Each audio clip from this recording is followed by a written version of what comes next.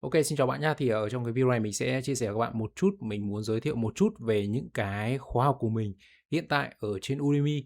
Hiện nay ở trên Udemy mình đang có tổng cộng 5 khóa học. Thứ nhất là vibe coding thực chiến với Cloud Code từ Zero đến Hero. Thứ hai là lập trình Python từ cơ bản đến nâng cao trong 30 ngày. Thứ ba, thành thạo Docker từ cơ bản đến nâng cao này. Thứ tư, làm chủ Git và GitHub từ A đến Z. Thứ năm là lập trình siêu cộng cho người mới bắt đầu từ cơ bản đến nâng cao. Thì ở trong cái video này mình tập trung vào cái course liên quan đến vibe coding thực chiến với Cloud Code từ Zero đến Hero.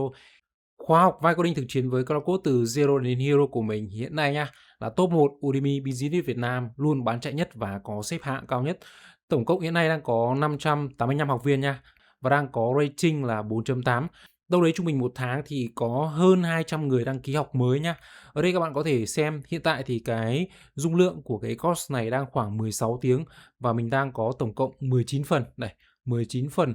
Ở đây các bạn có thể xem qua cái nội dung nha. Ví dụ như kiểu ở đây mình sẽ tiến hành cài đặt môi trường để chúng ta có thể sử dụng Cloud Code nha. Chúng ta có thể tìm hiểu về những cái phần tư duy này, mindset khi mà chúng ta sử dụng AI và thực hiện vibe coding.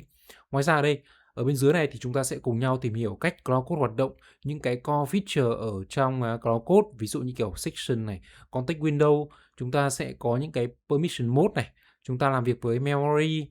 Ngoài ra ở trong Cloud Code thì chúng ta sẽ có những kiểu này, hook này, MCP server skill, plugin. Tất nhiên, chúng ta không chỉ mỗi học lý thuyết nha. Ở đây thì chúng ta đang còn có rất nhiều các video thực hành. Và hiện tại thì mình đang có tới 2 cái section mình dành riêng để giúp chúng ta có thể thực hiện thực hành vibe coding với Cloud Code. Thứ nhất ở đây mình sẽ có cái milestone project là tạo và deploy landing page cực nhanh vibe coding nha, và chúng ta deploy ở trên Virtual App. Ngoài ra thì mình sẽ có một cái milestone project để giúp chúng ta có thể tạo short video tin tức công nghệ với Cloud Code. Về cơ bản ở đây thì chúng ta đang áp dụng tất cả những cái kiến thức mà chúng ta đã học được ở trong Cloud Code để chúng ta có thể thực hành vibe coding và tạo ra những cái trang web này hoặc tạo ra những cái short video. Ngoài ra những cái section cuối thì mình chia sẻ thêm cách mà chúng ta có thể tích hợp thêm những cái LLM ở bên thứ ba. Ví dụ như kiểu các bạn không muốn mua những cái subscription từ Claude AI đúng không? Bây giờ chúng ta hoàn toàn chúng ta có thể mua những cái ví dụ như kiểu API từ DeepSeek này, từ Quen để chúng ta có thể cắm vào trong Cloud Code để chúng ta có thể sử dụng nha. Và cái phần cuối chúng ta sẽ có cái phần tip and trick nha.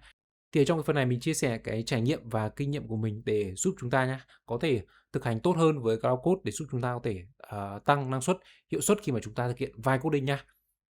Một phần quan trọng nha, các bạn có thể mua trực tiếp cái course vibe coding thực chiến với Cloud Code từ Zero đến Hero của mình, AI coding trực tiếp ở trên Udemy. Tuy nhiên khi mà các bạn mua trực tiếp ở trên Udemy nha, thì các bạn sẽ cần có thẻ Visa hoặc các ví dụ như kiểu Apple hoặc Google.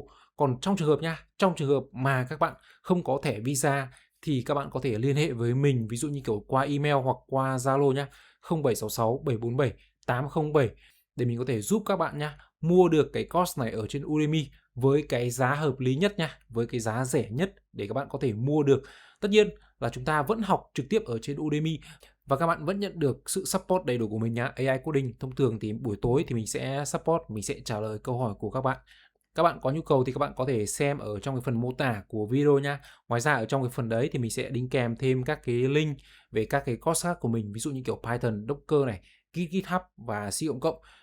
Ok, còn nếu các bạn có bất kỳ thắc mắc hoặc câu hỏi gì thì các bạn có thể comment ở phần bên dưới hoặc có thể liên hệ trực tiếp với Zalo của mình nha. 0766 747 807. Xin chào bạn nha.